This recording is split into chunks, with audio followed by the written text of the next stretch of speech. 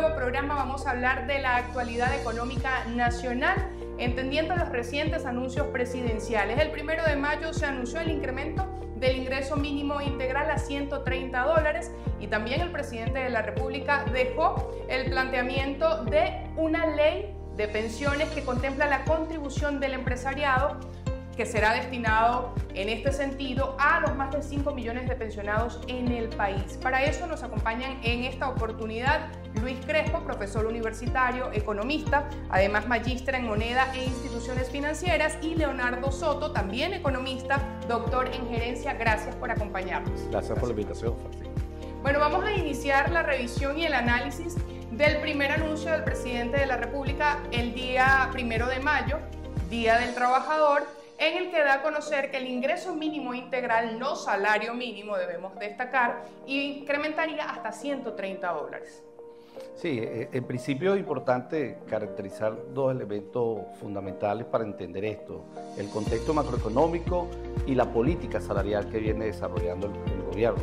Ciertamente el contexto macroeconómico del país ha sido muy difícil durante los últimos años, pero en los últimos 3 años el propio gobierno ha informado, reconocido y descrito un proceso de recuperación o de reanimación de la economía venezolana. De hecho, el cierre de las cifras del Banco Central, aunque son muy polémicas y podemos tener diferencias, es de que la economía creció en el 2023 4.5%.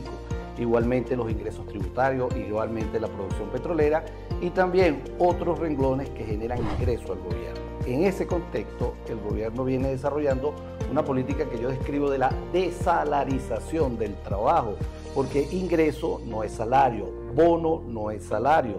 El ingreso puede estar comprendido por varias fuentes, pero en este caso, hablar del ingreso mínimo vital indexado no es salario hacia los trabajadores. Lo que se anunció fue el 1 de mayo la continuación de la desalarización del trabajo en Venezuela, cosa que pone en riesgo el valor del trabajo productivo. Hoy tenemos más de 780 días sin nuevo salario mínimo en Venezuela, en un contexto de inflación muy complejo, los 2 años anteriores y una estabilidad relativa en este año.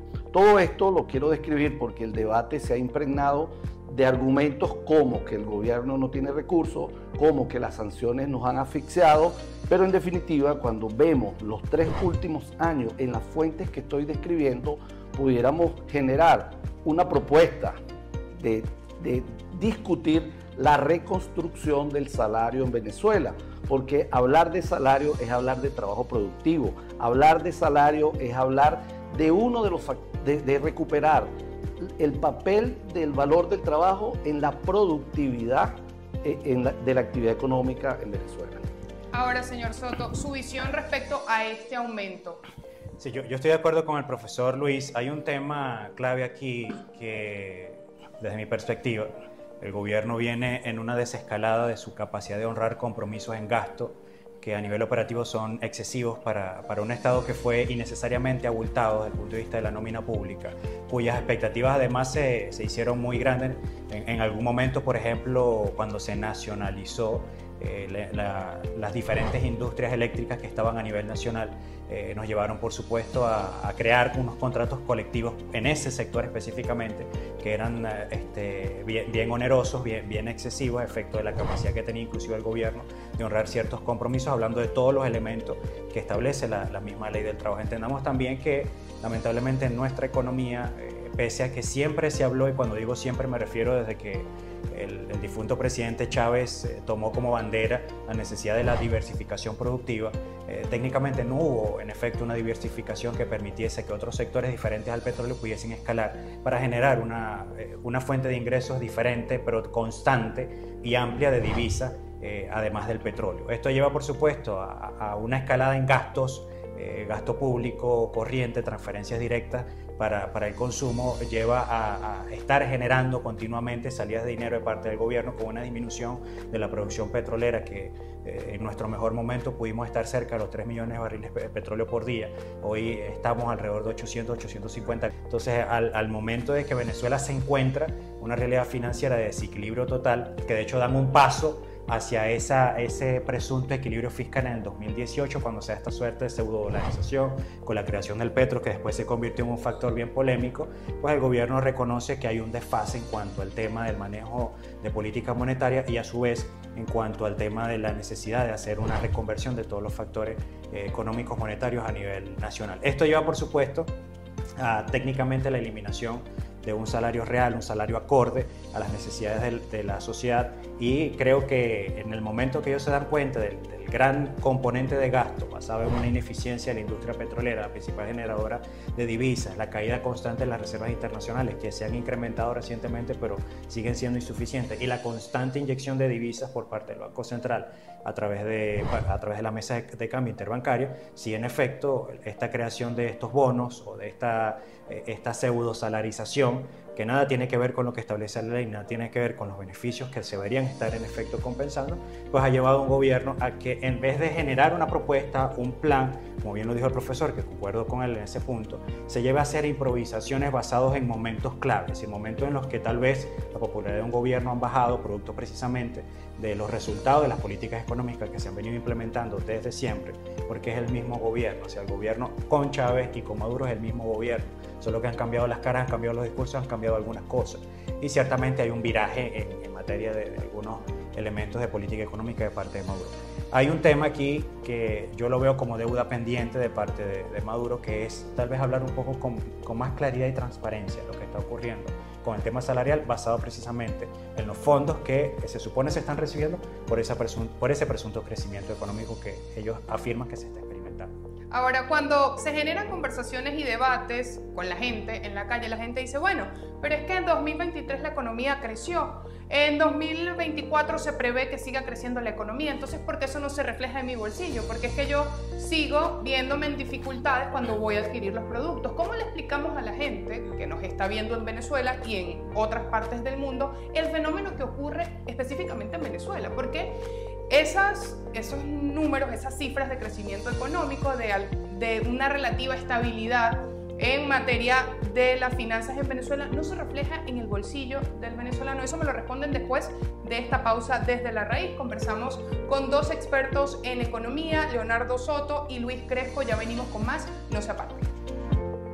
Gracias por continuar en sintonía de Agrotendencia y su programa Desde la Raíz. Nos acompañan en esta jornada Leonardo Soto y Luis Crespo, economistas, para hablar del panorama económico nacional y también de los sectores productivos. Ya vamos para allá. Antes de irnos les dejaba una interrogante sobre la mesa, y es precisamente la premisa de las personas, la incógnita de los ciudadanos venezolanos, que frente a las cifras de crecimiento económico en el país durante 2023, de las previsiones de 2024, no ven reflejado en su bolsillo al momento de ir a los abastos, a los supermercados, a la bodega. Eso, no tienen la capacidad de compra y por supuesto el dinero suficiente para llevar todos los productos y para cubrir el resto de las necesidades que no solo están relacionadas con la canasta básica, sino también con el resto de las actividades que realiza un ciudadano. Pero es que el plan de ajuste económico que se viene desarrollando en el país, y sobre todo la estrategia para mantener la estabilidad relativa de la inflación en el país, es a partir de sacrificar la demanda.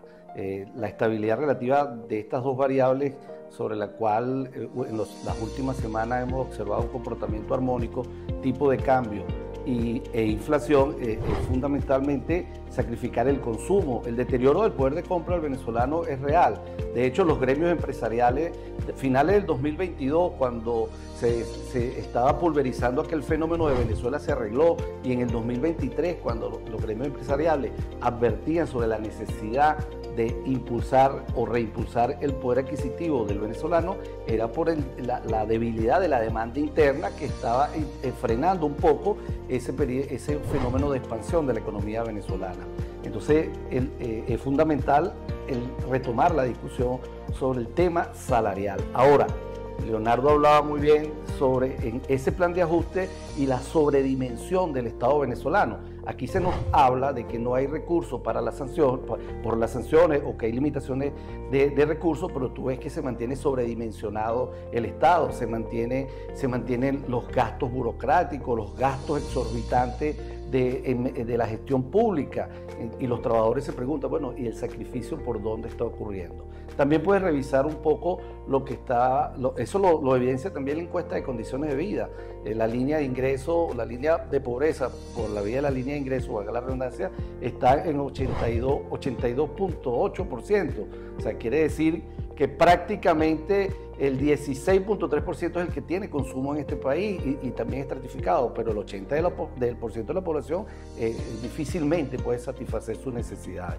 Ahora, creo que el debate del salario y su reconstrucción tiene como restricción, sí, el tema de los ingresos, pero los mismos han venido incrementándose en el país en los últimos años. No como la Venezuela de los 3 millones de barriles, no como la Venezuela de 1.6, pero sí como la Venezuela de 850.000 barriles diarios, que tampoco es la misma de la caída histórica del 2020 a 320.000. Ahí era imposible discutir exigencias salariales o de la reconstrucción del salario. En conclusión, yo en este momento soy de los economistas que planteo la necesidad de recuperarlo. No estoy planteando o no creo que sea posible salario igual al artículo 91, porque las finanzas públicas no soportarían 1.000 de salario, pero sí salarizar parte de los bonos que permita a los trabajadores retomar el valor. Y que sea paulatino, tal vez. Un proceso de recuperación. Que vaya acompañado del comportamiento del macroeconómico del país. Eso está establecido en una metodología que plantea la OIT en el convenio 131, que es el método de equilibrio. Tomo en cuenta las condiciones macroeconómicas, pero también tomo en cuenta las condiciones de la familia. Pero el asunto, Francis, y como bien lo dice el profesor Luis, es un tema de acumulación. Es decir, 3 periodos de crecimiento de 4, 3.5 o inclusive en el caso más extremo, en el caso más extremo, es decir, que la economía creció por encima del 15%, 3 periodos, 4 periodos, 5 periodos no son suficientes para acumular lo que necesita el país desde el punto de vista de su estructura actual en comparación con lo que en este momento el gobierno, a través de los recursos del Estado, está en capacidad de generar por producto de la actividad petrolera. A ver, nuestra economía hoy sigue siendo más de un 70% menos pequeña o de menor tamaño que la del 2013. Eso significa que hay menos empresas que puedan absorber talento, mano de obra calificada, hay mayor dependencia de los programas sociales que impulsa el gobierno a través de las diferentes misiones que ellos pues tienen en su haber para las asignaciones que hacen. ¿Y qué está esperando el ciudadano? Y es comprensible dadas las circunstancias actuales socioeconómicas. El ciudadano venezolano está esperando una solución inmediata. Y cuando se habla de crecimiento y no se le explica al ciudadano qué significa financieramente ese crecimiento, el ciudadano comienza a sacar sus propias conclusiones. Sus propias conclusiones basadas, y ocurre mucho.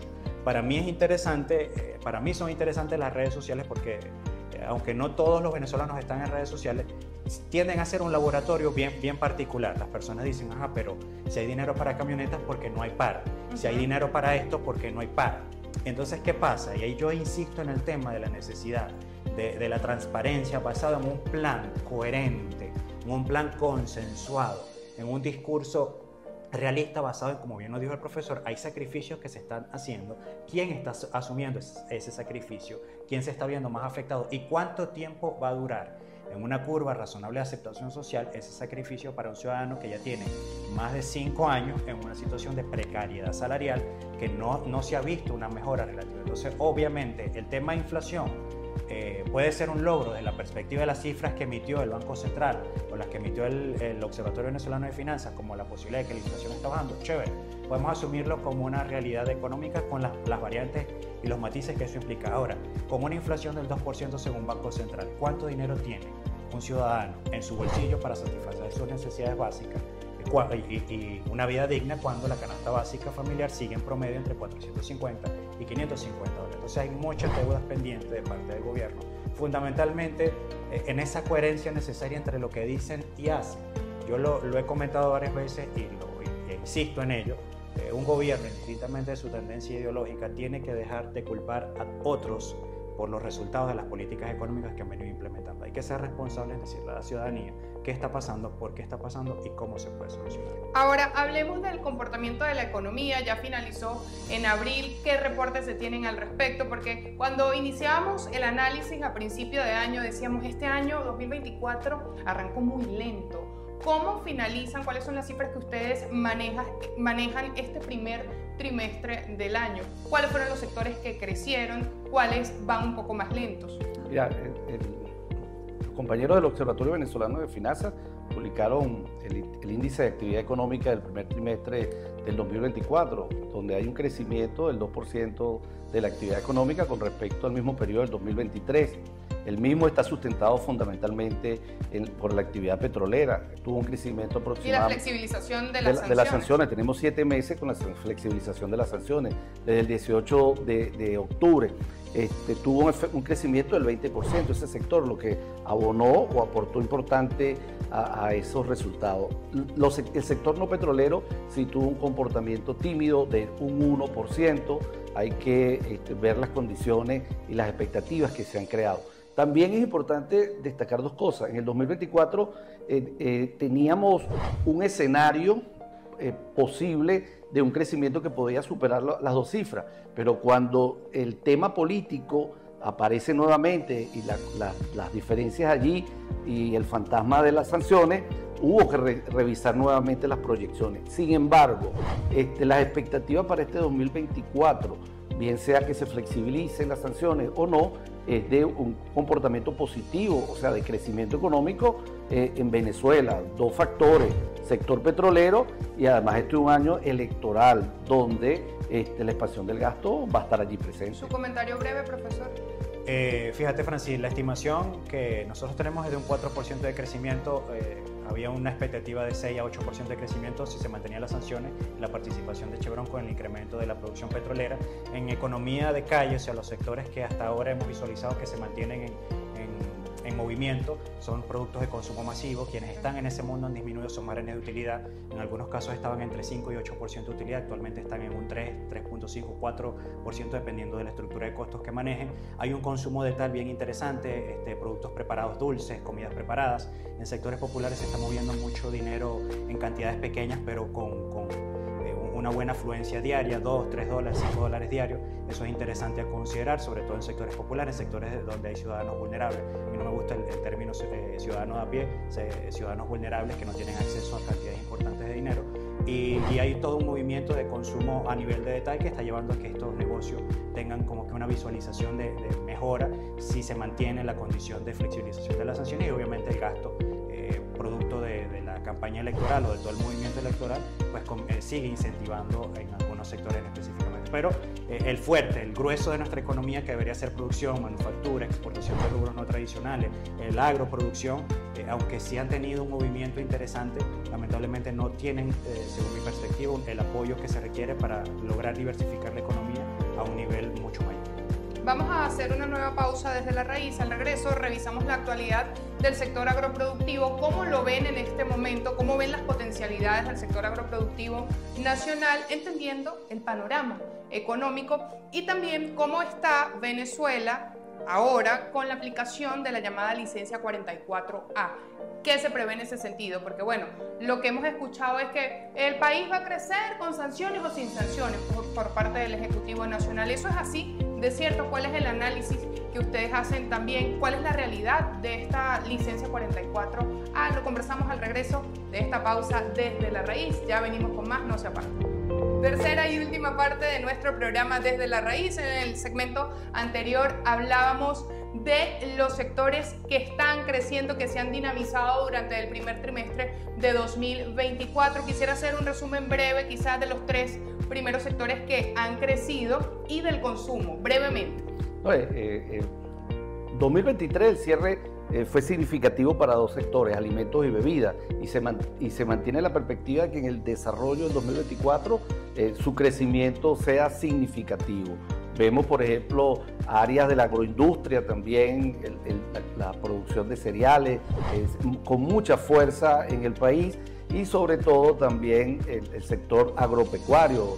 Vemos cómo ya el aporte en el sector cárnico es significativo al mercado nacional, las magnitudes son significativas y bueno, hay que destacar que eso ha sido con esfuerzo propio porque bueno, parte de la crisis ha generado que no haya políticas públicas que acompañen al sector, no hay financiamiento para el sector agroproductor o el sector pecuario. Hay un esfuerzo propio allí y que se reconoce cómo han transitado momentos tan difíciles y se han transformado y han sido de verdad bien eficaces y efectivos en el desarrollo de su actividad. Y es que ese esfuerzo propio yo lo he visto reflejado en la voluntad del productor porque he conversado con algunos de ellos en Zulia, en Lara, en Táchira, en Mérida, y ellos me dicen, Leonardo, es que nosotros lo único que sabemos hacer es esto.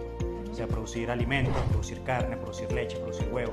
Y en esa voluntad de mantenerse produciendo en la zona que conocen, con sus tierras, con sus activos, con su gente, pues en efecto muchos se están uniendo, están generando pues las condiciones pese a las dificultades que siguen existiendo operativas a nivel nacional. El caso de la eficiencia del servicio eléctrico, que sigue siendo un tema bien importante, sobre lo cual también el gobierno debe tomar en el corto plazo pues cartas en el asunto. Ya es un tema de una intermitencia constante que está afectando a todos los sectores, pero específicamente en los bordes orientales y occidentales del país, pues donde se encuentra buena parte de la producción agrícola del país como tal, pues se ha visto muy afectado también el tema de la escasez de combustible. Los servicios públicos, la escasez de combustible. Hoy entiendo que ya hay un proceso de mejorar el suministro de gasolina, de gasoil. Sin embargo, el productor, pues en vista de que existen estas pequeñas cadenas de comercialización, semitransformación, comercialización, que se están fortaleciendo en el país, como los comentaba anteriormente, en el caso de productos de consumo masivo, algunos empacados, algunos alimentos y bebidas preparados, estamos consumiendo, bueno, algunos sectores, algunas personas, los que tienen la posibilidad de hacerlo por su nivel de ingreso, se está consumiendo más comida en la calle, por ejemplo. Ahí estamos hablando de carnes, estamos hablando de mayonesa, aderezos, de pan. Todo esto pues estimula una cadena de producción y comercialización. Yo particularmente considero que el futuro económico y productivo de Venezuela está en el campo, está en la tierra, está en la producción, está en la exportación, está en los commodities, está en los productos semiprocesados. El petróleo obviamente va a seguir siendo un pilar fundamental para nuestro desarrollo económico, pero debe ser un factor acumulativo, no necesariamente debemos atenderlo como un factor expansivo, acumulativo, riqueza que después tomemos para fortalecer otros sectores que se supone deberían mantenerse en el tiempo. Ya nos quedan 2 puntos por abordar y quisiera hacerlo de la manera más resumida posible. El tema de la licencia 44A, que entró en vigencia ya para nuestro país, y también la ley de pensiones, que quedó aprobada en segunda discusión en la Asamblea Nacional, que contempla el aporte de hasta un 15% para las pensiones desde el sector privado. Sus comentarios respecto a esos 2 temas. Sobre la licencia 44, lo que expresa es cómo el tema económico está supeditado al tema político. El recrudecimiento o no, o la flexibilización de las sanciones está allí con base a la exigencia de que se respeten los acuerdos de Barbados. En la medida que ocurra el equilibrio político y el respeto de las partes, es una variable que está presente. Sin embargo, dio 45 días más a ese proceso de flexibilización y creo que el juego político en el país determinará si se agudiza o no. Sin embargo, en este proceso vemos al gobierno norteamericano aprobando algunas licencias particulares a empresas para que se mantengan en la actividad económica. Por cierto, fenómeno que nos lleva a revisar a la Venezuela de la década de los 30. Y sobre la ley de las sanciones, creo que es parte, de la ley de las pensiones, es una consecuencia de la destrucción del salario, porque los trabajadores y los empresarios aportaban al Instituto Venezolano de Seguro Social. Los trabajadores aportan un 4% y los empresarios un 6%. Había un aporte significativo. Al destruir el salario, destruyen la fuente de aporte al Instituto Venezolano de Seguridad Social. Entonces ahora buscan un argumento para tratar de corregir los malos resultados de su política. Pero en definitiva, creo que el 1 de mayo aquí, el presidente de la República no le ofreció nada ni a los trabajadores, ni a los jubilados, ni a los pensionados. Francis, bueno, con relación al tema de la licencia 44A, concuerdo con lo que dice el profesor. Un tema allí yo creo que fundamental es de reconocimiento. Estados Unidos necesita el petróleo venezolano y Venezuela necesita que Estados Unidos nos compre petróleo. El asunto ahí son los acuerdos necesarios desde el punto de vista político y ser, por supuesto, lo más diplomático posible. Ciertamente influye mucho el tema de la presión que puede estar generando sí o no Estados Unidos presuntamente sobre las decisiones políticas en Venezuela, pero es parte de lo que se estableció en Acuerdos de Oro y de hecho el ciudadano Nicolás Maduro lo ha dicho abiertamente: yo negocio es con Estados Unidos, no he negociado con nadie más porque la relación parece que es directa con ellos. Con relación al tema de la ley de pensión, los empresarios venezolanos siempre han sido ávidos, los honestos, los responsables, ávidos de cumplir con todos sus compromisos de ley que permitan pues, que el país avance y se desarrolle, que ese es el deber ser del empresariado dentro del desarrollo de un país. Ahora, darles oxígeno, porque si bien la posibilidad de la labor de compensar a nuestros pensionados y jubilados es una labor loable que puede verse de esa manera. Y además es la intención de parte del empresariado. Que esa es la intención de parte, en efecto, del empresariado. El punto aquí está en que si estás añadiendo una carga adicional a una estructura de costos que se ha venido incrementando en 35% desde el 2018 hasta ahora, ¿por qué entonces no revisas las contribuciones especiales como la Ley Orgánica de Ciencia y Tecnología, la Ley Orgánica del Deporte, como el Fondo Nacional Antidrogas, como la contribución por INSS? Es decir, estás cargándole tanto, es decir, tú le estás exigiendo aproximadamente a 55.000 empresas a nivel nacional, un monto aproximado, que te cubran la nómina de más de 6 millones de personas o que cubran los huecos financieros de más de 6 millones de personas en nómina pública. Partiendo de ese hecho fundamental, hay un vacío allí porque además las empresas tienen que cumplir con impuestos municipales y otra serie de compromisos para lo cual se están viendo afectados y comprometidos por la misma dinámica nacional. Así que el tema ahí es equilibrio, entender que la empresa sí quiere, pero las circunstancias lo están obligando a que no pueda con todo. Y escuchar también, porque desde las propuestas de este análisis, de este diálogo que se dio a propósito de esta ley, varios sectores empresariales presentaron planteamientos, propuestas, objeciones, algunas para equilibrar justamente esa cantidad, ese porcentaje, y bueno, no fueron escuchadas según los reportes, por ejemplo, desde Consecomercio, desde Fede Cámaras. Esperemos que en el camino se encuentre allí un equilibrio para que todo el empresariado venezolano logre ayudar al fondo de pensiones, pero sin afectar también a su capital humano, al talento humano que tiene allí el empresariado de nuestro país. Gracias, Leonardo Soto y Luis Crespo, economistas, por habernos acompañado desde la raíz y hacernos entender un poco la realidad tan compleja en materia económica que vive nuestro país. A ustedes, como siempre, gracias por acompañarnos desde sus hogares en Venezuela y en el resto del mundo, recordándoles además que ya estamos en Colombia y por supuesto se amplía Agrotendencia, cada día suma más escenarios. Despedimos, que tengan excelente jornada, que Dios nos acompañe y que Dios bendiga a Venezuela.